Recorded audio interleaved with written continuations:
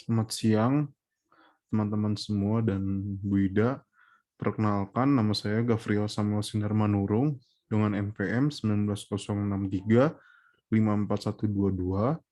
Di sini saya akan menjelaskan tentang materi dari analisis multivariat pada bab 5.7, yaitu paired observation test atau uji observasi yang berpasangan. Berikut adalah outline dari presentasi yang akan saya lakukan. Saya akan menjelaskan tentang pertama dari kasus univariat dahulu dan dilanjutkan kasus multivariat, lalu diakhiri dengan contoh 5.7.2. Pertama-tama untuk kasus univariat. Untuk kasus univariat, pertama-tama kita akan melakukan pemisalan. Terdapat dua sampel yang tidak independen karena terdapat hubungan berpasangan antara observasi ke I pada sampel pertama YI dengan observasi ke I pada sampel kedua XI untuk semua I. Jadi terdapat hubungan berpasangan antara dua observasi. Nah, hubungan berpasangan ini didefinisikan sebagai observasi berpasangan. Berikut adalah beberapa keterangan mengenai pemisalan tersebut. Pada pemisalan tersebut tidak dapat digunakan uji 5.8 karena tidak terpenuhinya asumsi independen. Jadi di sini terdapat asumsi bahwa data tidak independen dan data diubah menjadi data selisih atau perbedaan sebagai berikut. Jadi terdapat treatment 1 dan treatment 2, lalu datanya diubah menjadi data selisih. Data selisih ini ditunjukkan di tabel ini di paling kanan. Jadi dari data dari treatment 1 yaitu Y1 dan data dari treatment 2 yaitu X1 dan menjadi data pertama untuk data selisih, yaitu data pertama untuk data selisihnya itu Y1 kurang X1. Lalu terdapat asumsi tambahan. Untuk mendapatkan statistik uji T, yang dimana kita akan menggunakan statistik uji tersebut, asumsi normalitas untuk setiap Y dan X kurang dipenuhi. Sehingga dibutuhkan asumsi tambahan yaitu Y dan X atau sampel Y dan X berdistribusi bivariat normal dengan mu dan sigma seperti berikut. Seperti yang ditampilkan pada PPT. Lalu kita akan pergi ke statistik ujinya. Pada statistik uji, dengan sifat 1A pada bagian 4.2, di mana selisihnya yaitu YI kurang XI berdistribusi normal dengan mu-nya itu mu Y kurang mu X, dan sigma-nya itu sigma kuadratnya yaitu sigma kuadrat dari D, di mana sigma kuadrat dari D itu sigma Y kuadrat kurangi 2 sigma YX plus sigma X kuadrat. Dan dari selisih-selisih yang kita dapat dari data berpasangan sejumlah N, didapat rata-rata dan standar deviasi dari D seperti berikut. Lalu untuk menguji hipotesis 0, yaitu mu Y sama dengan mu X, yang dimana mu Y sama dengan mu X ini bisa diubah menjadi mu D. Jadi kayak tinggal dipindahin aja, mu H0 sama dengan menjadi mu Y kurangi mu X sama dengan 0, di mana mu Y kurangi mu X itu sama dengan mu D. Jadi H0 yang digunakan itu agar lebih ringkas digunakan mu D sama dengan 0. Dengan statistik satu sampel yaitu bersama 522 atau sebagai berikut. Nah, aturan keputusan dari statistik uji ini, yang 5.2 ini yang di bawah, yaitu H0 ditolak atau dengan kata lain menerima H1 atau gagal tolak H1, yaitu rata-rata dari perbedaan tidak sama dengan 0 jika statistik ujinya, nilai mutlak dari statistik ujinya lebih besar dari T-tabelnya dengan tingkat signifikansi alfa per alfa, di mana dia nanti dibagi 2 dan derajat bebas N-1. Nah, di sini tidak perlu mengasumsikan bahwa mu Y kuadrat sama dengan mu X kuadrat, sigma Y kuadrat sama dengan sigma X kuadrat, karena tidak ada batasan dari sigma. Nah, untuk statistik uji jika sampel independen, akan digunakan persamaan 5.23 sebagai berikut.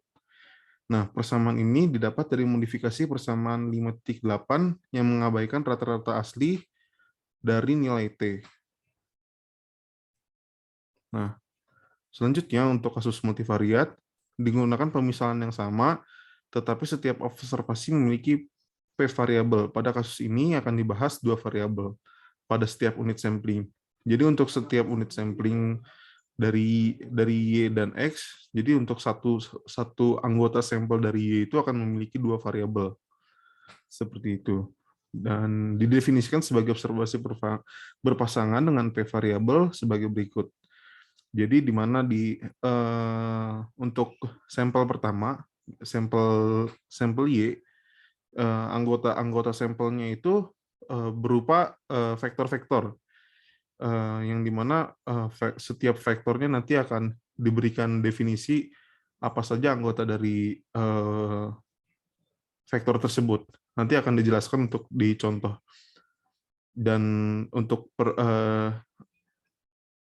selisihnya atau nilai D yang akan digunakan sama seperti yang kasus univariat, di mana setiap variabel dari setiap sampel di Y maksudnya untuk setiap variabel pada sampel Y dan Y1 gitu, untuk setiap variabel juga di sampel X1 akan dikurangi gitu. Jadi DI sama dengan YI kurangi XI.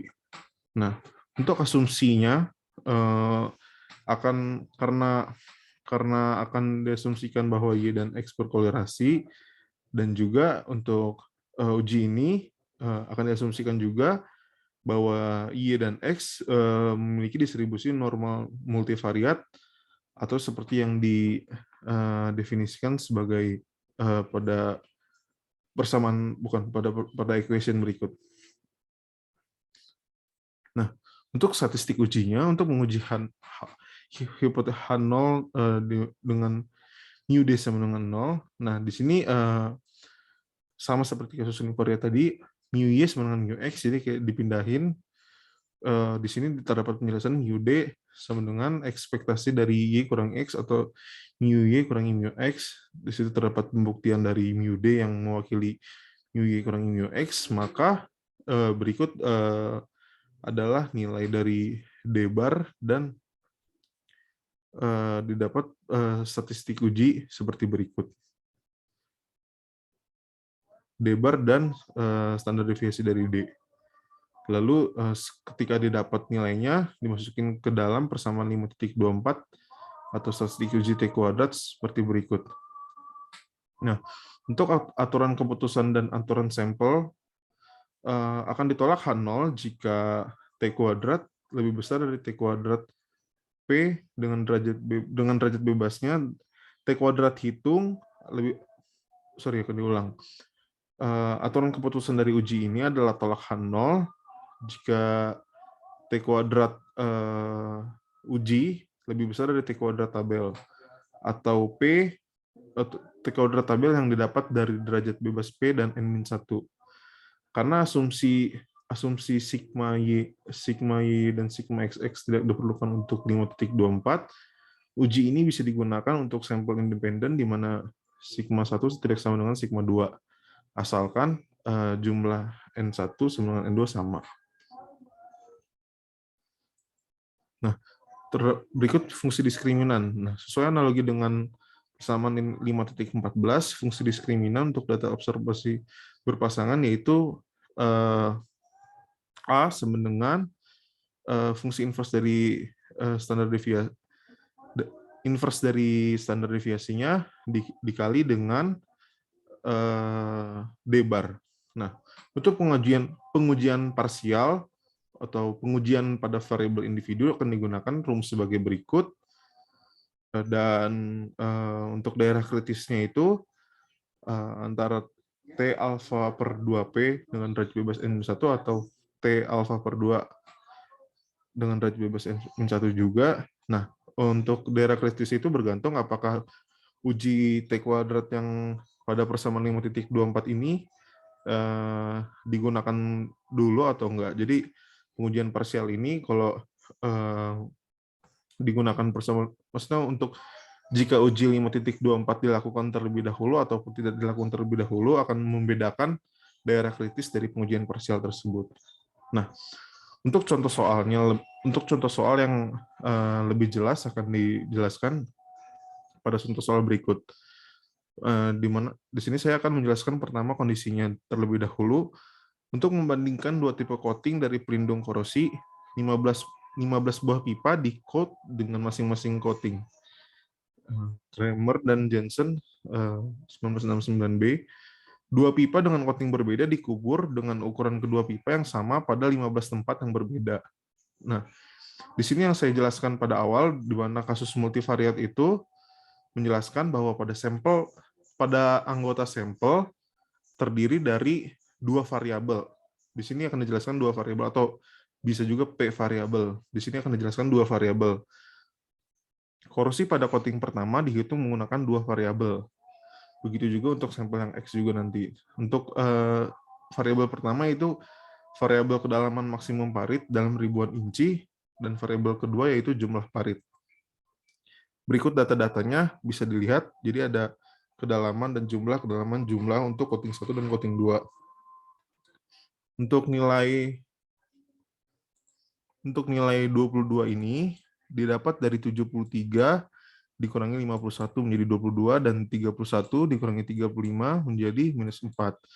Dilakukan untuk semua observasi sehingga didapat nilai selisih dari ke-15 observasi sebagai berikut, dan dihitung D-bar-nya, D-bar dari yang D1 dan D2, dan juga standar deviasinya. Dan sesuai dengan persamaan 5.24 yang tadi sudah dijelaskan, maka statistik uji dari T kuadrat akan menjadi perkalian dari jumlahnya, matriks D-bar-nya, di sini inverse dari matriks standar deviasinya, dan di sini transpose dari matriks D-bar-nya. Sehingga dengan perkalian matriks dengan bantuan kalkulatornya didapat hasil sebagai berikut.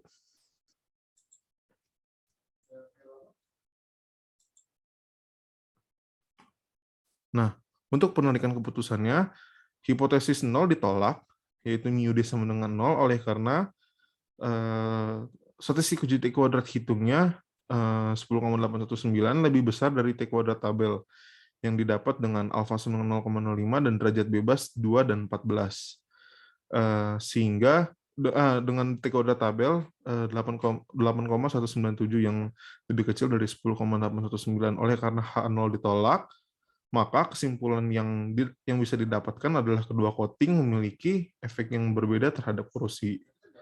Seperti itu. Berikut adalah penjelasan saya untuk bab 5.7 ini, yaitu paired observation test. Mohon maaf bila ada kekurangan. Terima kasih dan sampai jumpa di pembahasan 5.9. Terima kasih.